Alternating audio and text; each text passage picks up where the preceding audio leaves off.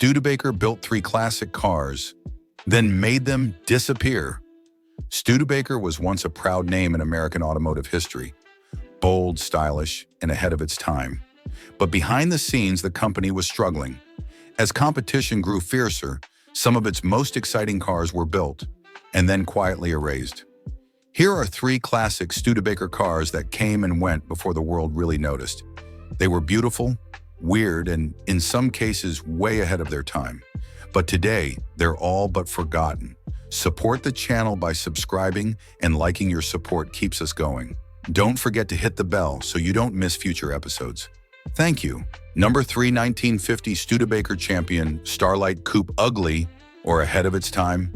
You decide. Is one of the most visually polarizing cars in American history. Designed in the post-war optimism of the late 1940s, it didn't just look different. It looked like nothing else on the road. Some people called it futuristic, others called it flat-out ugly. Either way, it made a statement.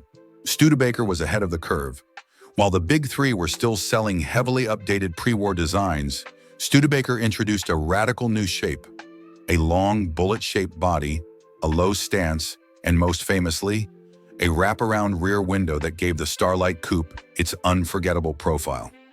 That rear glass almost completely circled the back half of the car, giving it a reverse look, as if it were driving backward.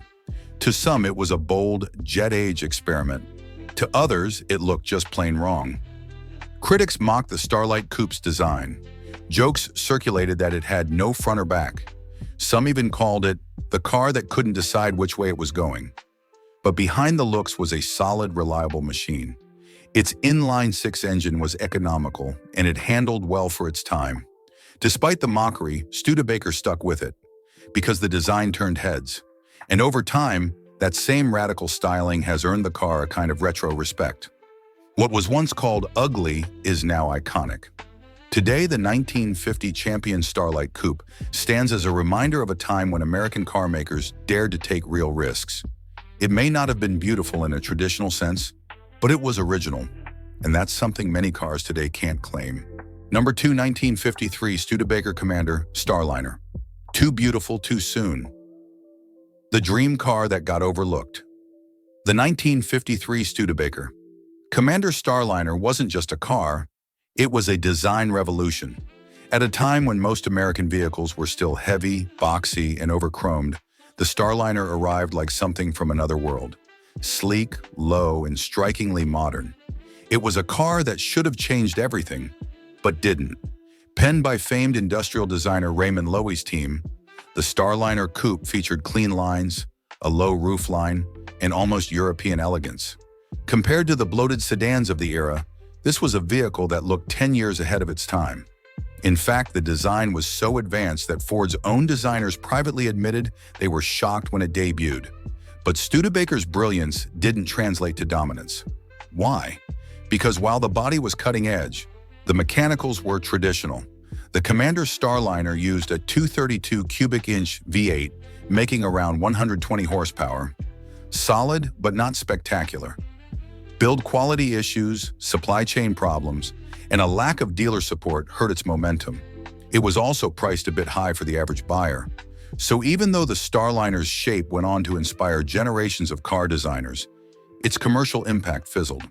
And while other mid-century classics are remembered and celebrated, the 1953 Starliner has been quietly forgotten by the mainstream. But true enthusiasts know this car was one of the most beautiful American coupes ever built. A machine that looked like the future, even if the world wasn't quite ready for it.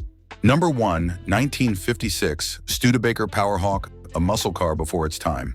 And then it vanished. In the mid-1950s, Studebaker was trying hard to survive in a market dominated by Detroit's Big Three. While competitors had massive marketing budgets and deep product lines, Studebaker had to get creative, and that's where the 1956 Powerhawk came in. Built for just 1 year, the Powerhawk was part of the Commander lineup, designed as a mid-level performance coupe with an aggressive name and sporty intentions. And for what it was, it had real potential. Under the hood, it came with a 259 cubic inch V8, producing up to 170 horsepower with a 4-barrel carburetor and dual exhausts. That was solid power for 1956, especially in a car that was lighter and more compact than many of its bloated competitors.